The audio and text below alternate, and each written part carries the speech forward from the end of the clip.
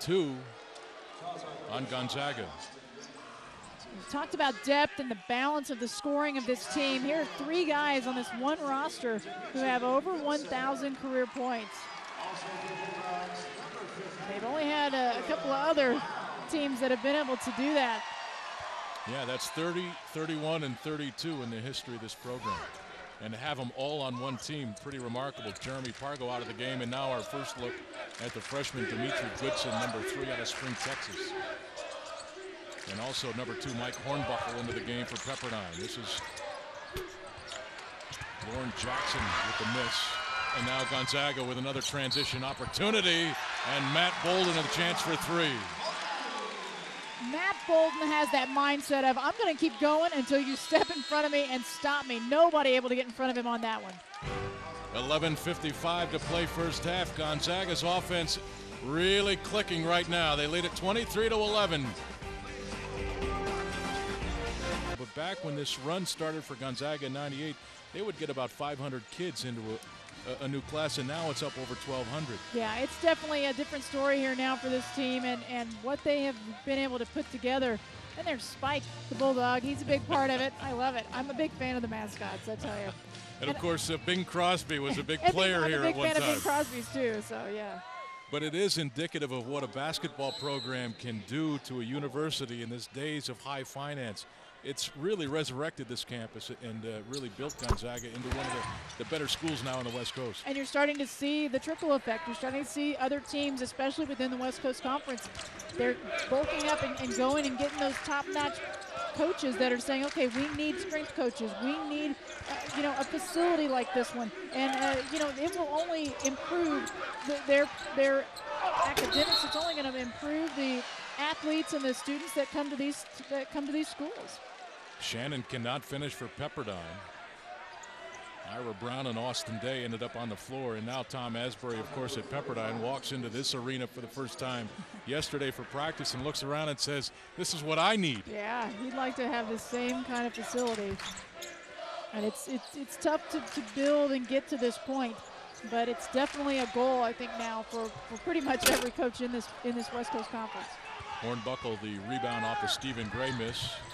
Up court to Dupree. And now Hornbuckle will shoot the open 3 and connect.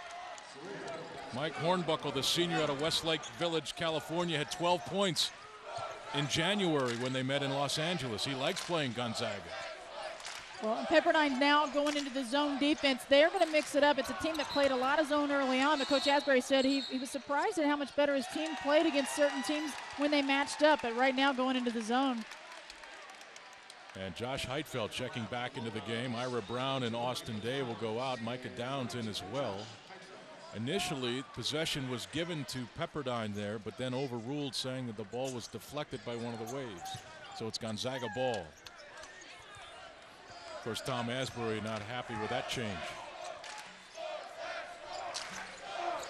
GU 9 of 15, 60% to start this game shooting. And now Gray lines up the 3, and that one's long.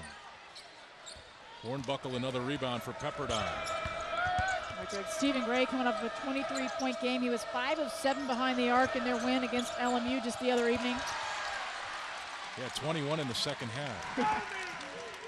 7 turnovers now for Pepperdine. That's a coach's worst nightmare when you're on the road. And that's really what's hurting them right now. Other than that, they've mixed up their offense. They've been attacking in the lane. And now a chance, 3-on-1 for Pepperdine.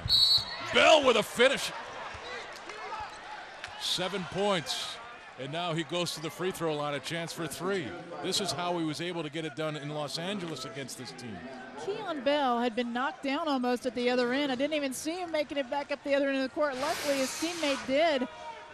It looked like it might even be a turnover, and then all of a sudden, there's Keon Bell just flashing on the opposite lane, getting himself to the free throw line. Now, this is one of the best free throw shooting teams, second in the conference right now, but they come off of a game and a loss at Portland in which they got to the line more than Portland but could not hit their free throws, just shot at 56% from the line. You've got to hit those free throws. That last foul on Matt Bolden, his first 3 on GU.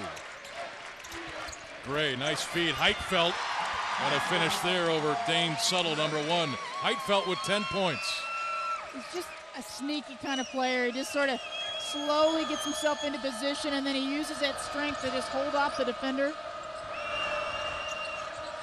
Heitfeld scored 25 points against Pepperdine in January, but his career high back in 07 was 28 points, 22 rebounds. 22 rebounds.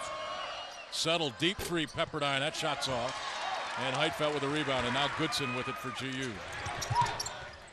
Transition three attempt again. Bolden. That's off the front of the rim. Dupree runs it down for Pepperdine. Almost threw it away. Hornbuckle, nice effort there. Under the 9-minute mark, and another turnover. Number 8 for Pepperdine. Women's college basketball action continues on ESPNU tomorrow afternoon with a battle in the Big East Conference. Number 24 Notre Dame, the Fighting Irish, take on Maya Moore and the top-ranked Connecticut Huskies. Women's college basketball on ESPNU tomorrow at 2 Eastern. The Big East dominating right now, the top conference out there, and then you've got 2 teams right there in the top 25. They've got the most teams in the top 25. That will be a good one. That's just kind of the story in college basketball, period, isn't it? It really is. The Big East is quite dominant right now. Micah Downs, Gonzaga moving the ball around well there, but they cannot connect. Heitfeld with a tip out, new shot clock, and another attempt for GU. Bolden left it for Heitfeld, kicked it out of bounds, but a foul called here inside. And it's pretty obvious coming into this game, the key for GU, the game plan was to get it inside to Heitfeld. We've seen it here in the first 10 minutes. Yeah, for the most part, we saw him hit the outside jumper, but I would say that Mark Few would like to see Heitfeld just hanging out down there below the box anytime that he can get it inside, because there really isn't a comparable matchup against him defensively. He's a strong, smart player.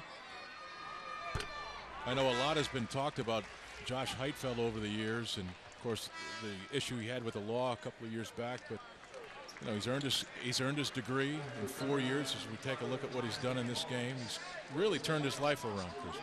Yeah, a very different personality, different mindset, and sometimes it just takes a certain circumstance to kind of make a person kind of turn things around. I'm really impressed with the way he's become more of a leader on this team. He's definitely been more outgoing with this group, more of a verbal leader than he had ever been. Keon Bell with a burst of energy there, but couldn't finish.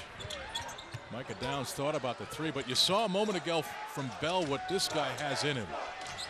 Pushing the ball like that with just pure speed. Dupree, great save there. And now Pepperdine with another opportunity, down by 10. Michael Thompson shut off by Micah Downs. Ryan Holmes running the point right now, a senior for this team. He was out the first 12 games with a knee sprain, and that really hurt